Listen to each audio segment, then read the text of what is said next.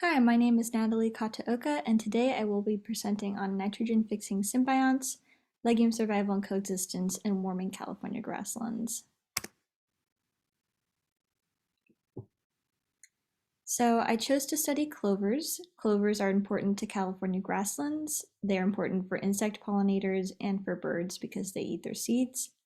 Clovers fix nitrogen, which supply nitrogen to the plant itself, which is important for plant growth, and it improves soil health by fixing nitrogen from the soil and making it accessible to other plants. And there are benefits for agriculture from clovers. So clovers are used for forage for cattle and as a cover crop, typically for vineyards. So I want to explain a little bit what I mean by nitrogen fixation. There are these rhizobial bacteria that infect the root cells of clovers. Once they're infected, they induce the formation of a nodule. The nodule holds the bacteria, and the bacteria have an enzyme called nitrogenase, which fixes atmospheric nitrogen N2 into a usable form by plants, which is ammonia 2NH3. And this is important because the plant can't do this itself. It can't make nitrogen, and so the nodules and the bacteria give legumes an advantage in this way. So here are pictures of the two species of clovers I decided to study. The first is the native species Trifolium wildonovii, and the second is a non-native species Trifolium hirdum. And Trifolium hirdum is native to Europe, Western Asia, and North Africa. It was introduced in California in the 1940s as forage, and they're favored because they're self-regenerating, they have a hardy seed, and they're resistant to frost conditions, so they're typically used as winter forage for cattle. And here is a picture of what Trifolium wildonovii looked like when I reached my field site to collect them. They had begun senescing, so they were at the end of their growing season. And so I couldn't directly compare the biomass and nodule mass between the species because focal individuals did not have enough nodules for me to count them. And here's a picture of their current ranges across California. And so Trifolium wildonovii's native range and Trifolium hirdum's seeded range, usually for agriculture. And there's also depictions of where it's now occurring. So that's what the red squares are. There's at least one occurrence in these areas. And the yellow star depicts where my field site was located, which is in Browns Valley, California. And Trifolium hirdum is spread via cattle dung, and it does well in disturbed areas. It's capable of integration with native plant communities, but also has potential to outcompete due to its tolerance of stressful environmental conditions. Here are my hypotheses. The first one, I predicted inoculated Trifolium individuals will outcompete uninoculated individuals under drought because of increased access to nitrogen. And by inoculation, I mean the seeds had their bacterial coating, and uninoculated mean they didn't. This is important because that bacteria is what the plant uses to get nitrogen. The second hypothesis is Trifolium wildonovii would be less impacted by drought than hirdum, and this is because it's the native species and might have local adaptations. And the third hypothesis is that Trifolium individuals will perform better when there are less background competitors in weeds because they will have greater access to resources. Here's a picture of my research site from an aerial view. This is the Sierra Foothill Research and Extension Center in Browns Valley. It has an elevation of 202 meters and has a Mediterranean climate, which is wet, cool winters and dry, warm summers. Majority of the rainfall occurs from October to April, varies, but an average is 717 millimeters. And here's a picture of my site from the ground. So we have drought shelters in the background, which move on these metal beams. So when there's rain, they move to cover the plots so that there's less rain. And then I have the ambient plots in the foreground, which are subject to all precipitation conditions. We did have a drought year, so the drought blocks were irrigated once during the winter, and the ambient blocks were irrigated once a week during the winter. And I did 10 blocks, so I had 5 replicates of ambient and 5 replicates of drought. Here's a depiction between the two data sets that I collected. And so I divided it this way because I could only compare the effects of inoculation in focal individuals because we had both inoculated and uninoculated seeds.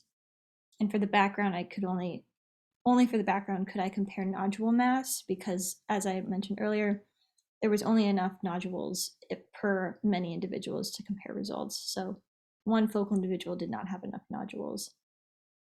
And here I show what this looks like. So the background, we seeded a lot of background seeds, and this is a picture of what it looked like in the field.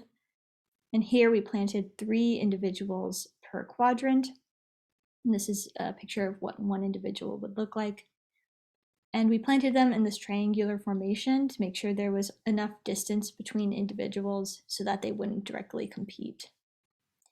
I'll use 2 terms in my presentation. Interspecific competition means I'm referring to focal individuals. The inter means they're competing with other species. And in my background, I'll be using the term intraspecific competition because I'll primarily be competing against individuals in its own species and not other species. So here's a layout of what an actual plot looks like. Here there are 2. That's the white and the gray. And we only used uninoculated Trifolium hirtum or uninoculated Trifolium multinovii. And then you have the opposite focal individuals. So if the background was uninoculated hirtum, the individuals planted in it were either inoculated or uninoculated Trifolium multinovii. And there we go. Next slide. Yeah, okay. These were the statistical analyses that I ran. You have the 2-way ANOVA for my focal data set to assess the effects of treatment, inoculation, background species, and weed counts on the dependent variable biomass. A 1-way ANOVA to assess treatment on biomass and nodule mass for the background, and linear modeling for the background to observe if there was a relationship between biomass and nodule mass. Here. So this is how I set up my results. I start with the hypothesis. For this example, I'm comparing if inoculation impacted Trifolium's ability versus uninoculated Trifolium's ability to compete under drought. Here's a picture of my graph. I use this sub picture to draw attention to if I'm using the focal biomass or the background biomass. This is a reminder of what the non-native and the native species are. And this is the main takeaway from my graph. So here we can see that inoculation switches the relationship in biomass for Trifolium hirtum.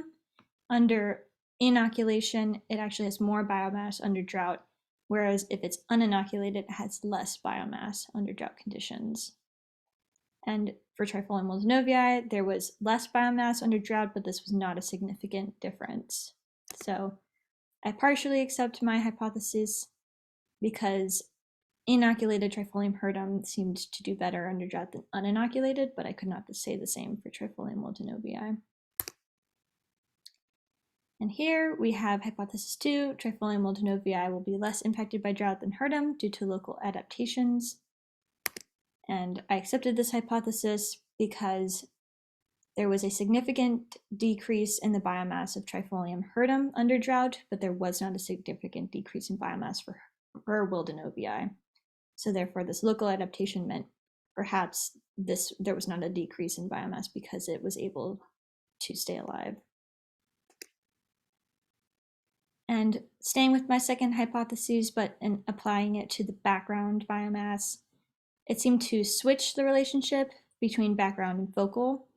So in this context, both species displayed an increase in biomass under drought conditions. However, again, Trifolium hirtum's was the only significant difference.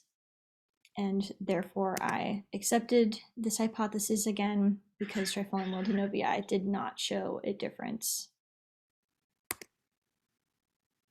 And starting with the hypothesis here, Trifolium individuals will perform better when there are less background competitors in weeds. I rejected this because there were not significant results for this.